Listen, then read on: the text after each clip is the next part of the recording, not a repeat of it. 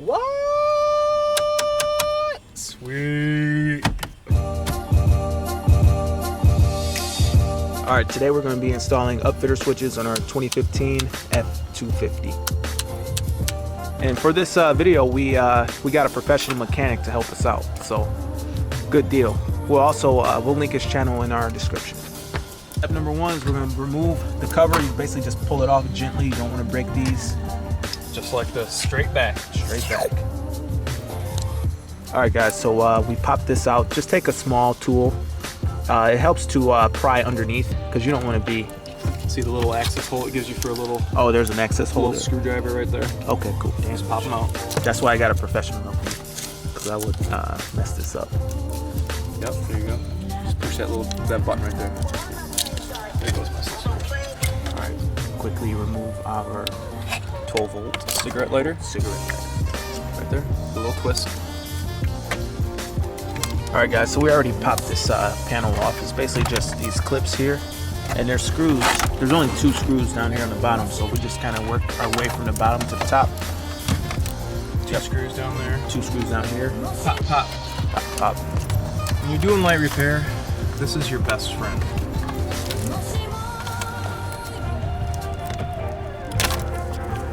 And then another 12-volt plug.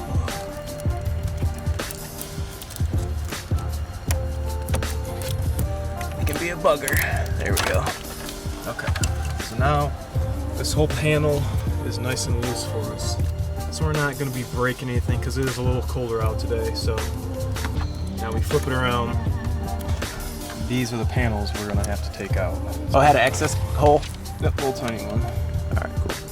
It did not break. Okay. Okay.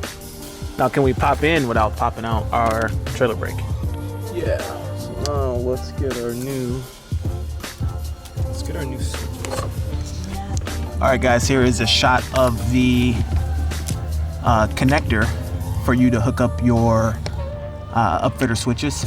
Right up in here, where it's got a cover.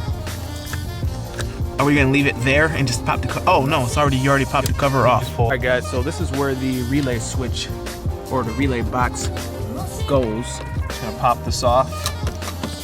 Remind you guys, when it's cold, these tabs can break. If you're gonna work on anything in your interior when it's cold, let this thing run for 20 minutes with the heat cranking so that everything is more relaxed, won't crack, won't break. So we want to put the relays in here like this because we don't want to be accessing it like this. We can't take this cover off. So we got to shove all of this wiring. Just gonna kind of feed it all the way down in here. Pull it out down by the kick panel. Got a couple connectors. An eyelet that we're gonna have to ground. Okay, got the whole harness fed through. So remember how we're gonna orientate this. It's gonna sit in here like this.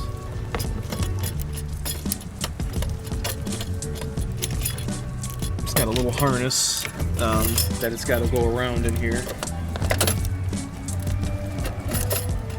So when you get it all nice and close to where it's gonna go, that's kind of where the relays are gonna sit, just like that. A little box. One thing I did want to note, you guys, we thought that the kit would have came with some screws to go in J-clips that is actually fastening the relay box to the instrument panel. But they didn't come with it, so I did have to jet to work really quick to actually get the correct fasteners that they're going to need. But they're 2 little quarter drive interior trim screws that we're going to use to locate that to the IP frame. When you get it installed, the relay box is going to look somewhat just like that. You got 1 fastener there, 1 fastener there, and then just a bunch of wiring that we are now going to hook up. All right, guys, so we got our upfitter switches on. You guys saw that already. But basically ran the wiring. I didn't do it, so I don't know where it's at. So basically we routed the wiring underneath here. So the twang that it sits in. All right, coming out through here. All right, guys, plugging everything back in. Hopefully, all goes together good.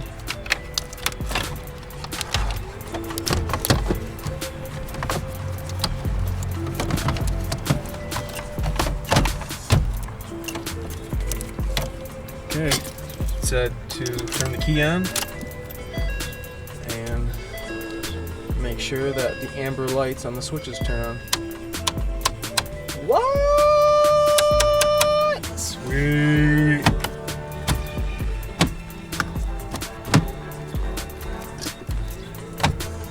And then we just got to put in the 2 screws that we removed on the bottom, guys.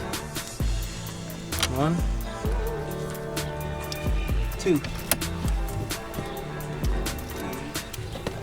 Are using 7 millis.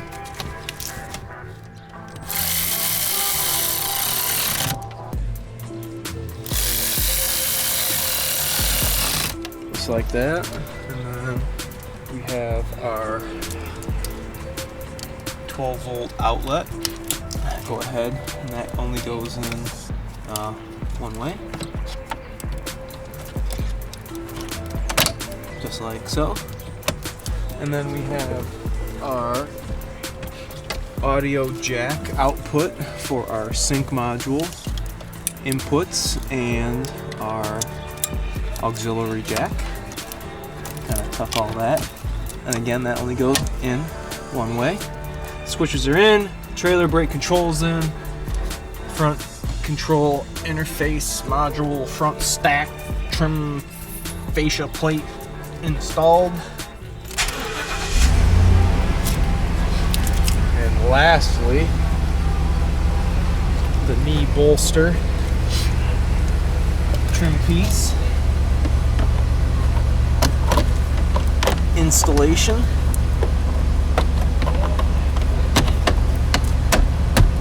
And that, folks, is how you install upfitter switches on a Super Duty pickup truck.